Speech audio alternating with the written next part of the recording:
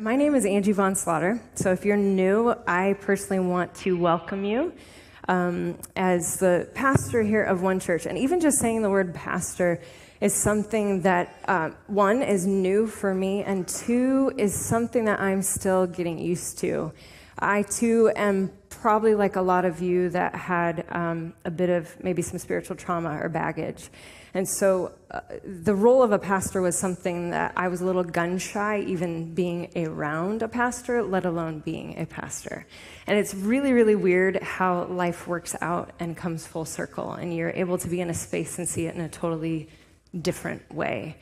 And so I want to welcome you because I know that stepping into a new environment full of new people, new things, new rituals, it can be equal parts exciting and completely terrifying. So if you are terrified, you're not alone, welcome. I just want to put you at ease that we really aim to be a safe community. So I hope you feel that. And you're welcome, first and foremost. And I hope everyone feels this way every week. You're welcome to disagree. That is one of the things that feels so good about this community is we want to be facilitators of your spirituality and not dictators. So we want you to think for yourself and find for yourself. One Church is a progressive and non-denominational church. And we, like I said before, we really pride ourselves, and I don't want to say pride ourselves, we try. We try to be a safe community that reflects the inclusive love of God. And as a part of our core values, something that we don't talk about often, but a part of our core values is that we strive for openness, and we strive for humility and community. And this basically means that questions and doubts are welcome, which is something you don't often hear at faith communities, but let's be honest, faith, spirituality, I think requires both our head and our heart. It requires both, and we're often taught to check one or the other at the door. And here we understand that it's holistic and includes both. So questions and doubts are normal, and they're welcome. So that's not only what that means, but humility means that we admit we're not perfect. And as much as we all like to try to be, and as much as we like to put this self on that says we're a certain way, we're not perfect, and that's okay. And you're among friends if you too think you're not perfect. And if you think you are perfect, well, we'll talk later, because I'm sure you're not. And community, this means that we know that we're better together than we are alone. And one of the last songs we sang, that's what it reminded me of, is there's this line I know that some people wrestle with where it says, we'll never make it on our own. And I know some people wrestle with it because it can sound a little bit self-deprecating, but I think there's this concept of we're not good alone. We're not good alone. We need people. We need community. No matter where you find it, we need community. And we're desperately searching for meaning. We are searching for meaning. And when we can come together, and I say this often, when you can come and bring spirituality and have a great community and they intersect, some of us call that church. And we're really fortunate here to have that intersection of this spiritual gathering with beautiful community. And that means most to us at One Church. And so if you're a first-time guest or you're newer and haven't done this before, I'd like to invite you, if you want to fill out a blue Connect card. We have them on the info table out front. And you can feel free to put your information on the card if you want to stay in touch. If you have questions, some of you might have questions maybe about who we are, if you want to meet for coffee, connect. We've got not only myself, but a vast majority of people that would love to just connect if you're looking for some type of spiritual connection, or even just friendship, right? I think as adults, it gets harder and harder to make friends, and I think everybody could use a little bit of friendship. So if you want to do that, go ahead and fill this out. And before we get started, I'd like to read something this evening that I borrowed from Highlands Church in Denver. And some of you may have been there or know who they are, but for those that don't, they're a beloved community to us. They're part of a network that we're a part of. We're non-denominational, but we really agree with the no man's an island, and so we need each other. So find like-minded communities wherever you can. And this is a community that we just resounded so strongly with. And one of the pastors over there, or leaders, should I say, over there, wrote an ethos that for his community that I thought was so perfect and fitting. So if you're able, I'd love to read this and let these words sink in your heart. Married, divorced, and single here. It's one family that mingles here. Conservative and liberal here, we've all got to give a little here. Big and small here, there's room for us all here. Doubt and belief here, we all can receive here. LGBTQ and straight here, there's no hate here.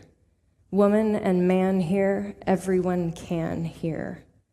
Whatever your race here, for all of us grace here.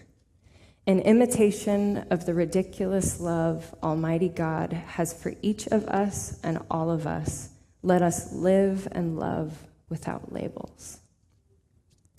Beautiful words, aren't they? Gorgeous. So over the past few weeks, we've been talking a lot about love. And you thought we were done, but we have one more.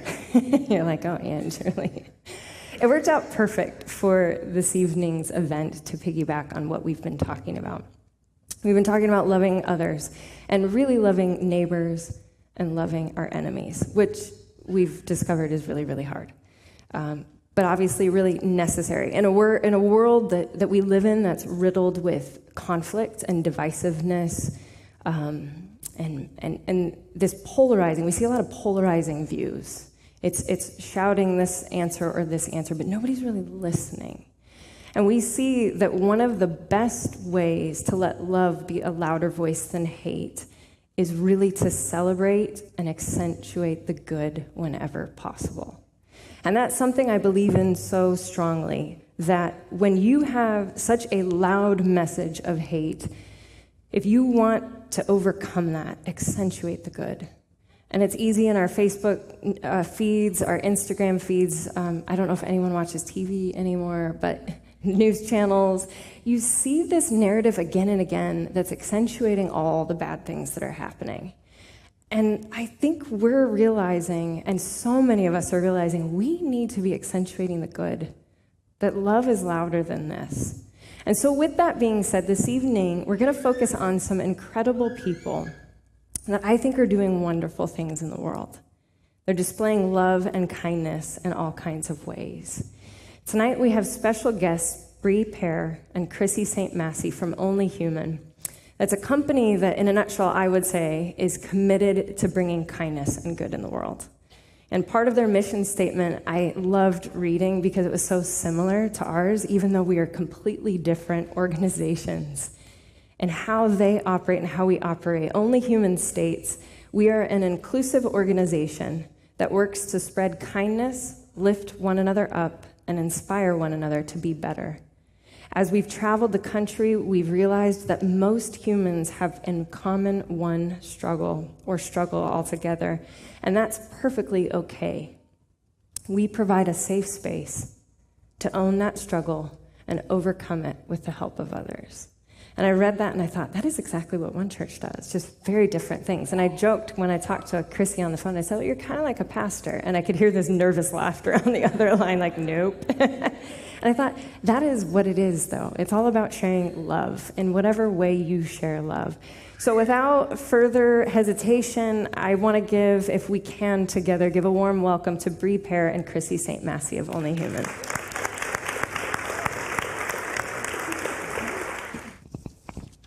I got down on my knees, searching for something to believe, something bigger than you and something bigger than me, something bigger than us all that we just can't see. The word religion makes me cringe. It reminds me of a time when I lived on the fringe of society, and I asked, why me? Is there a God who loves the gays, who will forgive all humans even when they make mistakes? Is there a higher power I can feel down in my soul that will bring color to my life and make me feel less alone? For the gays kicked out of churches, they were blind, it wasn't you. For those who feel like they don't belong, guess what? You do. For the atheists and Muslims, for the Christians and the Jews, for the humans out there who feel like they have nothing to look forward to. For those at odds with religion who've started to grow a grudge, I hope you'll do one thing: believe in love.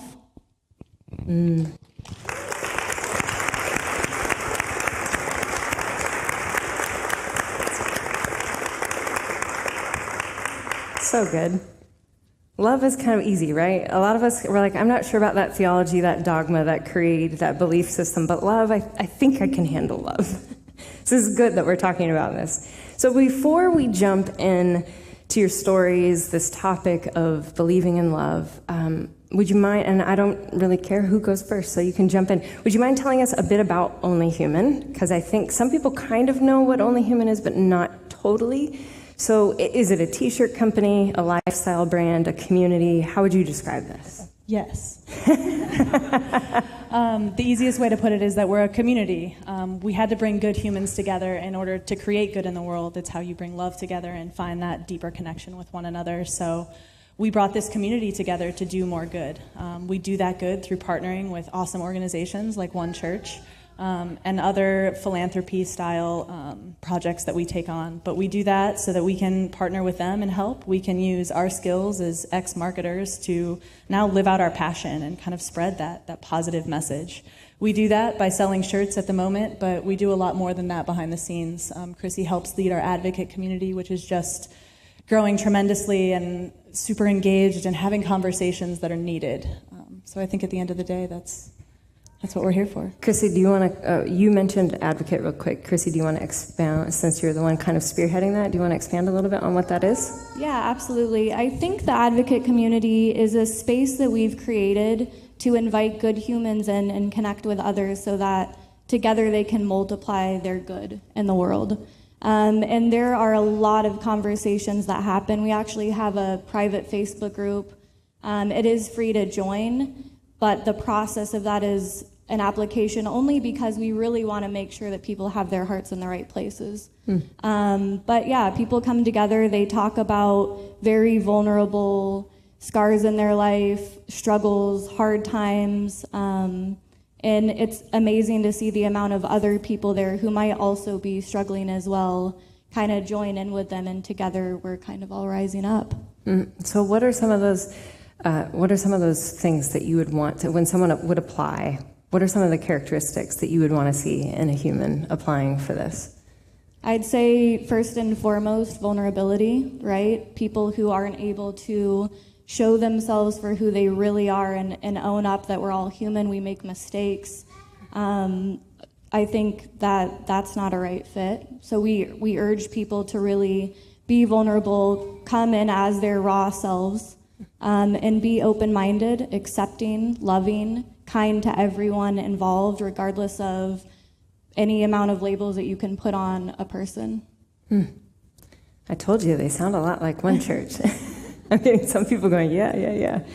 Okay, Bree, so I know a little bit of your story personally, but since your personal story really weaves into this creation and conception of Only Human, would you mind sharing us how it got founded? What was that moment that prompted you to create this whole platform? Absolutely. So if I think back 3 years ago, I would have never told you that I'd be talking in front of a cross behind me.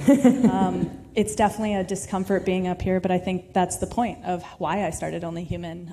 3 years ago, I was just kind of in the worst spot of my life, the rock bottom that I feel like most of us have been at, and I think you have a choice. And if I'm putting it in terms I think this is fitting for this room, I had the choice to build my own personal hell. I could live there. I could build up walls around myself and keep everyone else out. Or I could choose to love. And that had to start with myself first. And that's something that I think I didn't lead with my whole life. I built up love in every other person thinking that's who I was. And every time those people walked out of my life, it was like this big chunk of me was gone. So when that happened and I was alone and I had this decision to make, I decided that it couldn't be the same decision I had always made. So I loved myself first. I got healthy. I started eating right.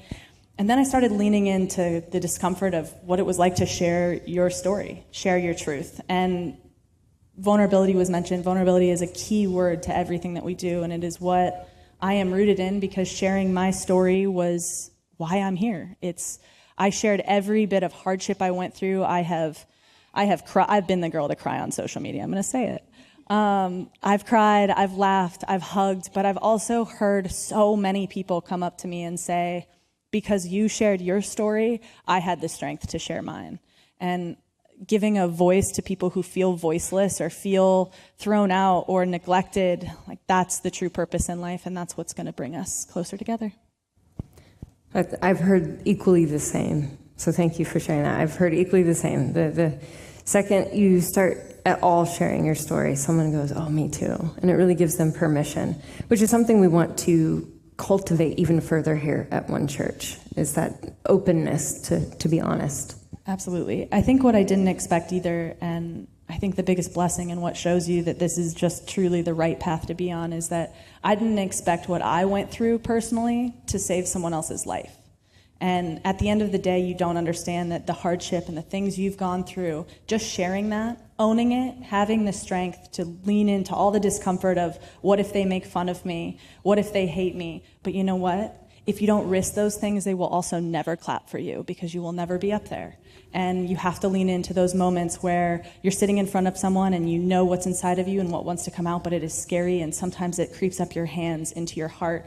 And sometimes you just go and you completely black out, but it's those moments where I recognize those emotions, those feelings, and you lean in and you do the thing that your brain is probably telling you, it's screaming at you not to do, but that in your heart you know is right.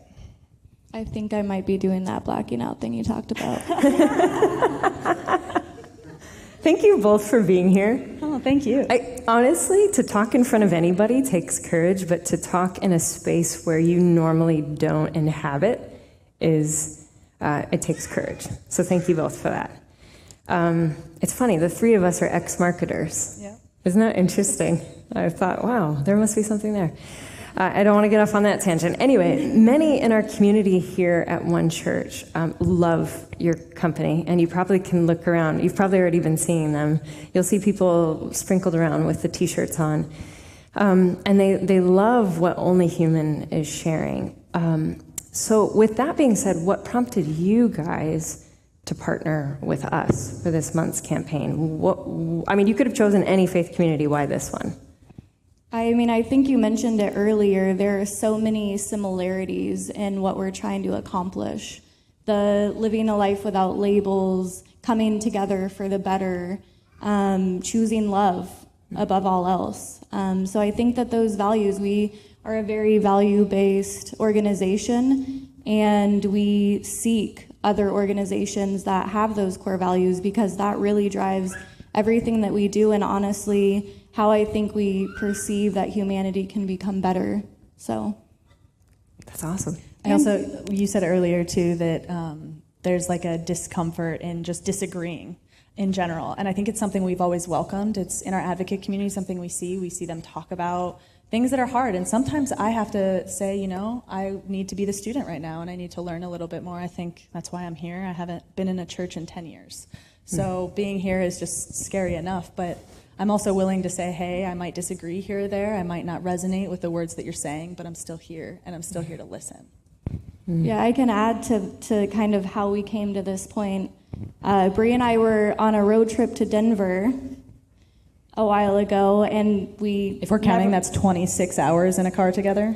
And we're still alive. It's amazing. But we tend to, really inspire one another and riff off one another's ideas. And we started talking about, what can we keep doing? How can we make this better? What's next? And we were pretty on fire with that conversation. And we started exploring different topics that have to do with humanity and the struggles that humanity has. And I think a big struggle that I thought of that came to my mind immediately because of my past experience was the fact that there are a lot of humans in this world who just don't feel like they can practice any part of spirituality and have that as part of their identity while maintaining the other aspects of their identity. And it doesn't have to be that you have to sacrifice one portion of yourself to be true to the other and to be spiritual. And when we, I think, landed on that and had that discussion, One Church was just like it. There wasn't really another entity that came to mind or another community of humans that came to mind. We're honored. We're deeply honored for lots of reasons. But that's part of our story is we don't talk about this often, but there was a very pinnacle point in the history of One Church where we made a public stance that we would be affirming. And it was beautiful and difficult. And I think it's that message that shows everyone. Sorry, I feel like I have my back to all of you. Sorry. But I feel like it's that message that isn't just for the LGBTQ community. That message is for humanity. That every human would know that whatever you think is at odds with your spirituality, you can't partition yourself. And I tried my whole life. I definitely tried to partition myself. This was one part of me, this was the other. And eventually you can't keep up with that. You can't keep up with that story. You get tired, exhausted, burnt out, and you realize you need wholeness. And I think that's actually where the real magic and the real spirituality starts to take place. Is because before then you're kind of doing this, only part of you is being known. And I think everybody, to belong, we talk about, you guys talk about that, we talk about that a lot at One Church, this idea of belonging. And to truly belong means you have to fully be known. Otherwise, only part of you is belonging. That's not true belonging, right? Anyone can do that anywhere, but true belonging is saying, okay, here's all of me. And so with that, this month you've launched, obviously we've talked about it a lot, but this campaign called Believe in Love.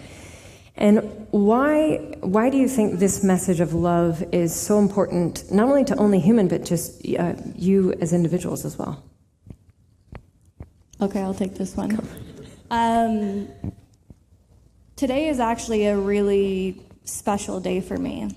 About a year ago today, I had been struggling with pretty debilitating anxiety for the better part of that year. And there had been many times throughout that period that I had questioned whether or not I was worthy enough or I should be alive. And during that period of time, I realized the thing that whispered to me in the back of my head was that there's something bigger than all of this that's happening right now. There's something much bigger. And so I admitted myself to a mental health hospital, which carries a lot of stigma. I felt broken, I felt defective, I thought, wow, like, I am like really losing it here. And I spent the time in there, and when I came out of there in the last year, really doing a lot of soul searching about the type of person that I am, what I believe, and what got me through that hardest point in my life. And it all came back to love.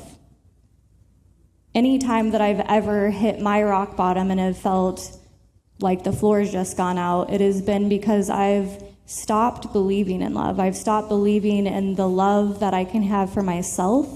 I've stopped believing that love exists from other people willing to give that to me. And more importantly, besides the love that we put in ourselves and other humans, I stopped believing that there's something bigger than anything that any of us can grasp. It's not tangible, we can't see it. Who knows what it tastes like? But I really, for me, it was, looking at that and thinking, there are so many other humans I know that have lost touch of love and have felt the damage done by that. And if there's anything that we can do to heal that and unite people in that story sharing and those stories around love, it's to do what we're doing right now. And to play on that, you said the word unite. And I think for me, love is about uniting people, because no matter what culture you're from, what language you speak, there are certain emotions that you can just witness and see. And love is one of those. And it's one of the most powerful. And I think it's the closest thing to magic I've ever felt. And I think people relate that to spirituality a lot, especially those who steer, away from some of the terms like God and whatever deity it is that you pray to. That's what you're actually talking about. At the end of the day, it's love. And if you can lead with that and lead heart first, I think we can unify communities, and communities come together and build movements that change the world. We need that more than ever. That's the whole purpose for these discussions. We need that more than ever. Absolutely. So you touched on it a little bit, Crissy, but would you mind just sharing as much or as little as you want a bit about your story or history that you've had with faith, and maybe how you identify spiritually? Sure.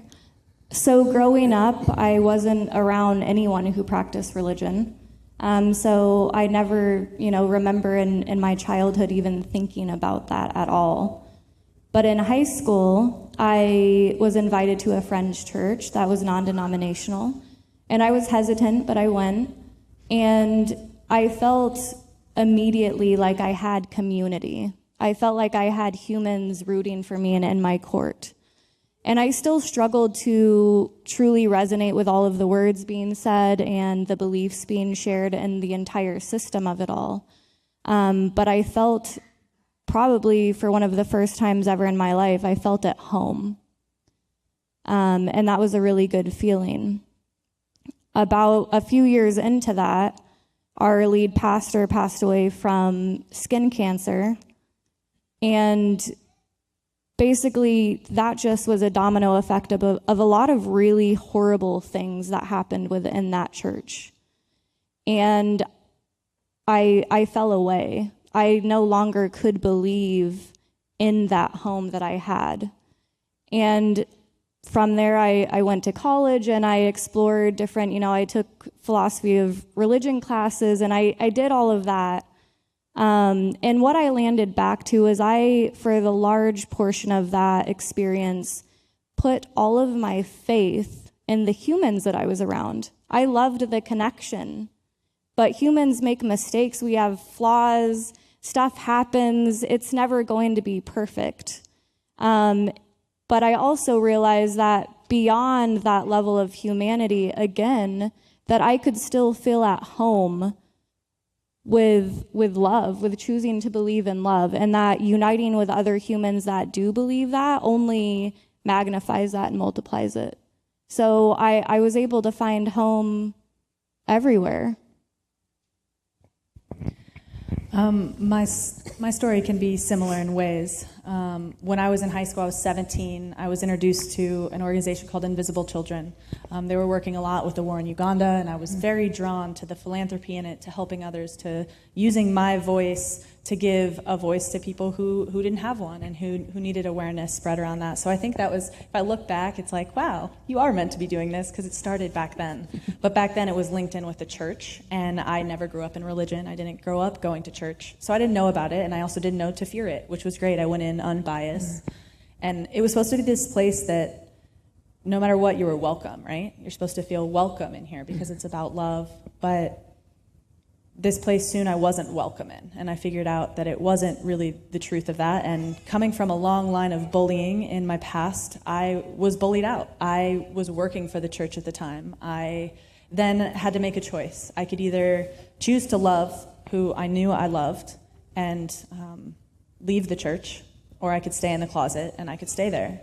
And that's probably the hardest choice I think anyone goes up against, because I know a lot of people who have chosen to not live their truth and to stay there because that's their family. It's the connections you build. It's the friends that you love and the people that are supposed to be there for you through it all. And they weren't. And so I had to make that choice. And I left. And honestly, until this point, I haven't been back, because I have hurt around that. But Crissy actually today just sent me a text that said, love and hurt can exist at the same time. And I think in all things in life, that is so true, is that in order to love, you have to be able to hurt in ways, because that's how you understand either or. So there's a darkness and a lightness to everything. Same goes for love. So that hurt that I feel can still exist, but I can still be sitting here and willing to talk about those. Absolutely. Did you have something to add? Yeah, I didn't answer the other part of your question, which was, what's my spirituality? Sure. And if I'm being 100% candid, I feel the most spiritual when I'm in the woods. Mm-hmm. But I think adding people to that equation is just like the icing on the cake. So if anyone ever wants to go camping, group camping, I feel like that could be a really awesome experience. How many of you, by show of hands, would say that you, oh my gosh, so everybody's already showing their hands. You don't even know what I'm going to ask yet. You're probably all right. But how many of you would say that nature and people are where you would find a connection to, and you can insert the word there, God, the divine, spirituality? It's a lot of people. There's something to be said of this connectedness with each other and this universe. That you touched on is this otherness, this something big. And I am a firm believer that we all just have different words we call this otherness. But I think if you're awake and paying attention, you know there's something more. And if you went around the room and asked us all, I guarantee most of us would identify spiritually very differently. And we are a progressive Christian church. We have the Christian label, but I know that you could walk around and ask anyone and they would fill in the blank and it would be different. And that's one of the things I've loved about this place. It's never been, I think we're learning the lesson that you don't need to be threatened by someone else's beliefs. There's no need to be threatened by someone else's beliefs. And there's real peace in that, in knowing that you can be strong and comforted in your own, and so can someone else, and there doesn't have to be this threat. But if you went around the room, even though we have some differences, I'm going to guess that most of us, if you strip away our belief systems and our theology, most of us could say, yeah, we probably almost all believe in love. Who doesn't believe in love? I didn't think you would raise your hand. They're like, not me. Most of us will say that. We'll say, yeah, I believe in love. And so with that being said, you guys reached out to your community and asked them that. What do you believe in? And you got a lot of responses, and I was paying attention. It was fascinating to see how diverse all of these responses were, and yet there was like this uniting thread, which was love, kindness, all these answers. And so we have a couple of slides, if we want to put them up. And I just took quick excerpts of what they said that were just so powerful because it really showcases what most of us think. Whether you believe in God or not, I think a lot of these apply in some way or another. Do you want me to read them or? Okay, so Susanna A. says, the God I believe in is made of love and call us all to love one another, regardless of how different we are. And a lot of these people, I actually wish I would have brought it, but I didn't think we would have time to read it. They all had interesting backstories, really interesting backstories. And let's showcase the next one. So Kate R. says, I believe that by us shining our individual light unconditionally, we give encouragement for others to do the same. Let's go to the next one. Jesse E. says, God is love, kindness, and forgiveness personified. And we'll go to, I think, what is the last one? Beth A. says, I believe in something bigger than myself, which is something what Crissy touched on a little bit, something bigger than myself, all loving, accepting, forgiving, and created nature, the universe, and everything in it. And I think most of us say, yeah, we believe in something like that. And so I've noticed you guys have really cultivated this, which is funny, is I wouldn't be surprised if a chunk of your community would call themselves maybe atheist or not spiritual, and yet what you're doing is deeply spiritual, in my opinion. And because I think it's very healing, nurturing, loving. So we talked a lot about love, but in your opinion, what keeps us from loving others? I think the first thing is ego. A lot of the times, like you were just saying, our personal hurts and our past seeps into how we treat others. And because we haven't healed ourselves or really looked inward, that gets personified in other people or negative behavior. And all of a sudden you snap at your best friend for no reason. And then you're like, oh, I'm sorry. That was actually just my own personal stuff. And so I think ego, first of all. And then I'm going to use the word ignorance. I think when we don't choose to understand or just choose to, turn to blind eye and not listen, we're not educating ourselves on why other people think that, because you never know if you could resonate with it. And I don't think we take the time enough to learn and understand why someone else feels the way they do. And I think it's fear. I think that the absence of love is fear, and that unfortunately fear drives a lot of separation in the world, and it makes us see people in boxes and categories and labels, and we accentuate all the differences, but we don't emphasize the sameness like you were talking about earlier. And I think, on a macro level, that throughout the history of humanity has led to a lot of bad stuff, and it's really been a dividing factor, and overall I think it's weakened us. So I believe if we're able to overcome that fear and love, then we're better off. Mm-hmm. But fear is definitely the factor that divides. Yeah. I think that was one of the things, as we went through this whole series on love, that was one of the things I said at the beginning. A lot of times people think that hate is the opposite of love, but more often than not, it's fear and ego. And oftentimes those go hand in hand. You're afraid that your ego's crushed, or you're afraid of different things. And we often become afraid of what we don't know or understand. And so we lash out, and that just becomes our response, is lashing out, instead of taking time to sit and listen and understand. And that's something that I'm learning through this process, is to love well, I think, requires listening. And that's a hard tool to master, if you will, but I think it's something that we can all benefit from. So to truly love others is a choice, I think, and a practice. It's a daily practice. You have to, sometimes it comes easy, and sometimes you have to say, no, today I'm going to love. And what are tools that have helped you to, and I want to say become more loving, but maybe I should say step into loving, because I think we are created in the image of love. And so maybe reminding yourself of that love. What are tools that have helped you with that? Meditation would be the first one. But I think meditation also just goes hand in hand with the self-love aspect. Is I had to find my outlets for my stress, for my hurts, for all of my pains to live that didn't have to be other people, that didn't necessarily deserve the brunt of those emotions. So I found mine in health. I found mine in connection with other people who I never even anticipated being able to connect this deeply with so many people and share so many different opinions, like you've seen. Our community too, we're in 20 countries. So this isn't just what we think here, it's what, the world is starting to believe and understand, and yeah.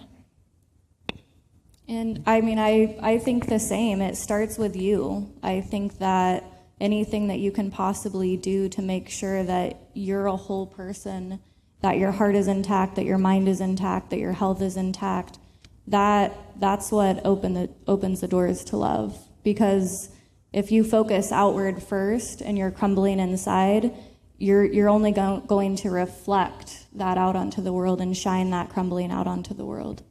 And I think if we look at life as like this house that we're building, like you don't start with a roof, like you have to start with a strong foundation. I think that foundation has to be rooted in love, and you have to build on top of that, otherwise it will come crumbling down. If you don't love yourself, at some point, someone else's decision is going to cause you to crumble, and you're going to blame them instead of blaming, yourself, or looking inward and saying, I could have made different decisions to really help and focus on myself before I thought I could go into this and be the person they needed.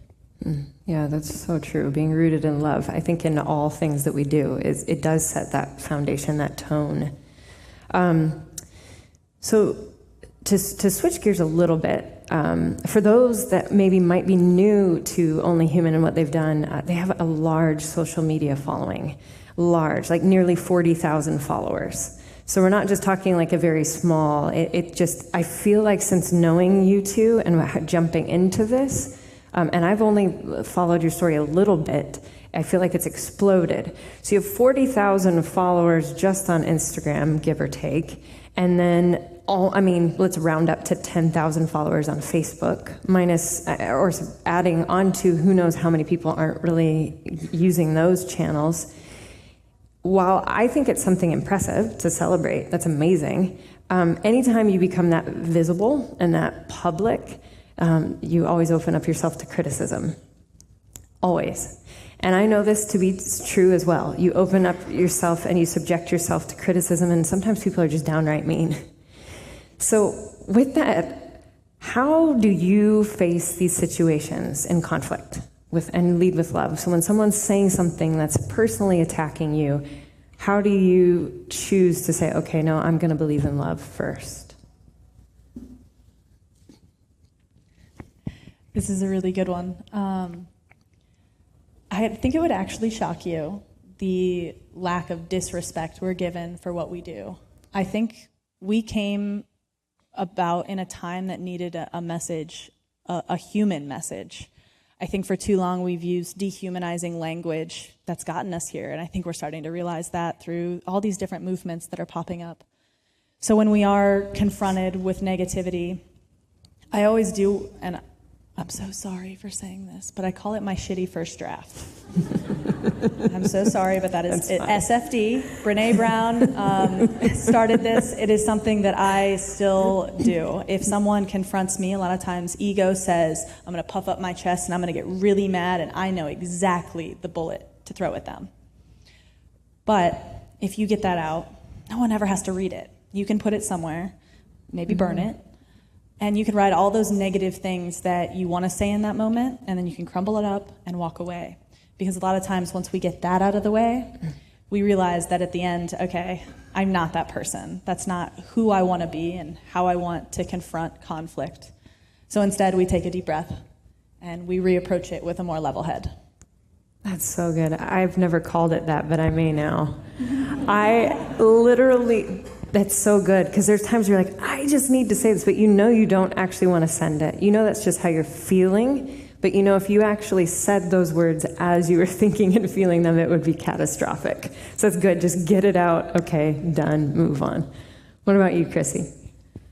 I think time is something great to use in that kind of situation, right? Taking the time to really reflect on a deep level on why is this person coming at me like this? What is driving this? Are they insecure? What is the fear behind it? I think that fear fuels a lot of hatred and bullying and all of those kinds of things. I have really crooked teeth. Like, they're kind of pointy and jagged. They're the kind of teeth that sometimes when I meet new kids, they look up at their parents and are like, it's a vampire. And I'm really self-conscious about them, like on a very deep level. And I have had people on social media directly like attack that. But I put myself out there. I've been okay with leaning into, hey, whatever happens is gonna happen. And I remember in that particular experience, again, I thought of like, why is a person acting like this? Like, what is like really at the root of it? And I think a lot. That's what helps me kind of get my perspective on things and approach things. And when I really thought about that, it's, you know what? We're all human. We're only human. We make mistakes. We act out of fear. We hurt others. And I'm just gonna let that be. And later I might approach them and we can talk about why that happened or where they were coming from, because I also do believe that it's important that we always hear out other people that even might be acting out of fear and might hurt us at some point. That's really wise. And it's hard to do, but I think that's really wise, is trying to put yourself in the shoe of the other person. What's going on? Trying to spark that empathy of it. You're right. It's hard to do. Do you have, I think this sort of concludes the panel discussion. Do you have anything you guys want to add? We actually kind of just want to know what all of you believe in. Afterwards, we'll be set up across the way. We have a table with a board, and we just kind of want to get a collective sense of what you guys believe in, whether it's compassion or whether it's something that we haven't even discussed here today. But yeah, so come see us after. Yeah, well, before, because I don't want to forget, because sometimes I do that, we want to invite you after service is over to go next door to the mission hall, and we not only have food and snacks and drinks and whatnot, but they're selling some merch and also inviting you to talk with them, chat with them, get to know them, and same with all of us. If you just want to mingle and chat, we can do that. Can we give them a round of applause for joining the discussion?